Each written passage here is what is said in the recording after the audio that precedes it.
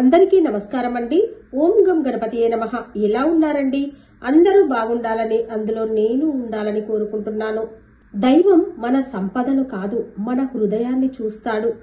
మనకు ఉన్నంతలో ప్రేమతో పెట్టిన ఒక్క పూట భోజనం కూడా దైవానికి చేసిన ఒక పెద్ద యజ్ఞం లాంటిది. భక్తితో చేసిన ఆతిథ్యం దేవుడు తప్పకుండా స్వీకరిస్తాడు. శిరుడి శివభక్తుని కథ ఈ వీడియోలో తెలుసుకుందామండి. సుదూర పల్లె గ్రామంలో శిరుడి అనే ఒక గ్రామం ఉండేది. అక్కడ ఒక పేదవాడు ఉండేవాడు. అతని పేరు శంకరయ్య. ఇతడు పుట్టినప్పటి నుండి శివుడిపై అపార భక్తిని కలిగి ఉండేవాడు. తనకు తినడానికి అన్నం లేకపోయినా ప్రతిరోజు ఉదయాన్నే లేచి గంగాజలంతో స్నానం చేసి ఒక చిన్న శివలింగానికి పూజ చేస్తూ ఉండేవాడు. అతని భక్తిని చూసి గ్రామస్తులు ఎప్పుడూ ఆశ్చర్యపోయేవారు. ఒకరోజు శంకరయ్య తినడానికి అన్నం లేక ఆకలితో ఉండగా కూడా తన దగ్గర ఉన్న 2 జామ పండ్లను శివుడి పూజకు సమర్పించాడు. ఓ శివా, నీకు ఇదే నా నైవేద్యం. నేను ఇవ్వగలిగింది ఇంతేనయ్యా. నా మనస్సు మొత్తం నీకే అంకితం అని చేతులు జోడించి ప్రార్థించసాగాడు. ఆ రాత్రి శివుడు పార్వతితో మాట్లాడుతూ ఇలా అన్నాడు. పార్వతి, నేను ఒక భక్తుడు నాకు తనకు ఏమీ లేకపోయినా 2 జామ పండ్లు సమర్పించాడు. మనం అతని ఇంటికి అతిథులుగా వెళ్ళాలి మరి అంటాడు. దానితో పార్వతీదేవి కూడా సరే అంటుంది. తర్వాత రోజు ఉదయం ఒక వృద్ధ బ్రాహ్మణునిగా మారిన శివుడు తనతో కూడి ఉన్న ఒక వృద్ధ స్త్రీని వెంటబెట్టుకొని శంకరయ్య ఇంటికి వస్తాడు. వారు అలసిపోయినట్టుగా కనిపించి తినడానికి ఏమైనా ఉందా అని అడుగుతారు. శంకరయ్య వారి రూపాన్ని గమనించి అగమ్య గోచరమైన ఆనందంతో ఇలా అంటాడు. స్వామి, ఏముంది నా ఇంట్లో, కానీ మీరు వచ్చినది మా అదృష్టం.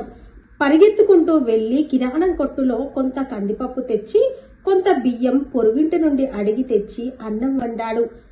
ఎండిన మిరపకాయలు, చింతపండు, ఉప్పుతో పప్పు చారు భోజనం తయారు చేశాడు. వృద్ధ దంపతులు ఆ తినుబండారాన్ని ఎంతో ఆనందంగా భుజించారు. తినిపోయాక శంకరయ్యకి ఆశీర్వాదంగా ఇలా చెప్పారు. నీ ఇంట్లో నిత్యం అన్నపూర్ణ నిల్వగా ఉంటుందిరా. నీ భక్తి చూసి శివుడు తృప్తి చెందాడు అంటాడు. అలా చెప్పి వారు కనుమరుగయ్యారు. తర్వాతే శంకరయ్యకు అర్థమైంది అవతారధారి వారు లోకనాయకుడు శివుడే అని. శంకరయ్య ఆశ్చర్యంతో కళ్ళు తుడుచుకుంటూ తన శివలింగం ముందు నిలబడి కన్నీళ్లతో ఇలా ప్రార్థించసాగాడు.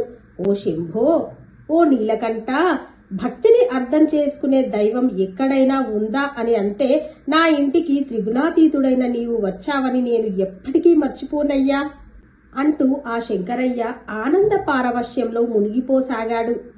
ఆ రోజు నుంచి శంకరయ్య ఇంట్లో ఎప్పుడూ అన్నము ఉంటూ ఉండేది. అతడు ఆకలి అని వచ్చిన వారికి అన్నము పెడుతూ ఉండేవాడు. అతని ఇల్లంతా ప్రశాంతంగా దైవ అనుగ్రహంతో ఉండేది. అతని పేరు చుట్టుపక్కల నలుమూలల గ్రామాలకు మారుమోగిపోయింది. అలా ఆ శంకరయ్య తను ఉన్నంతసేపు శివుణ్ణి పూజించుకుంటూ ఆకలి అని వచ్చిన వారికి అన్నం పెడుతూ ఉండేవాడు. ఇదండి దైవాన్ని నమ్ముకున్న వారు ఎప్పుడూ చెడిపోరు అనడానికి నిదర్శనము. న్యాయాన్ని, ధర్మాన్ని నమ్ముకుంటూ భగవంతుణ్ణి ఎవరైతే ఆరాధిస్తారో వారికి కష్టాలు మొదటగా వచ్చినా తరువాత సుఖం లభిస్తుందని చెప్పడానికి ఎన్నో కథనాలు ఉన్నాయండి. మీకు గనక ఈ కథ నచ్చినట్లయితే ఒక లైక్ వేయండి, షేర్ చేయండి, ఛానల్ ని తప్పకుండా సబ్స్క్రైబ్ చేసుకోండి. అలాగే మరవకుండా బెల్ బటన్ నొక్కి పెట్టండి ఫ్రెండ్స్. అప్పుడే నేను చేసే ప్రతి వీడియో మీ మొబైల్ కి నోటిఫికేషన్ రూపంలో వస్తుంది. ఉంటానండి. Thank you for watching. Video చూసాక లైక్ చేయడం మర్చిపోకండి ఫ్రెండ్స్. అలాగే ఛానల్ ను సబ్స్క్రైబ్ చేసుకోండి.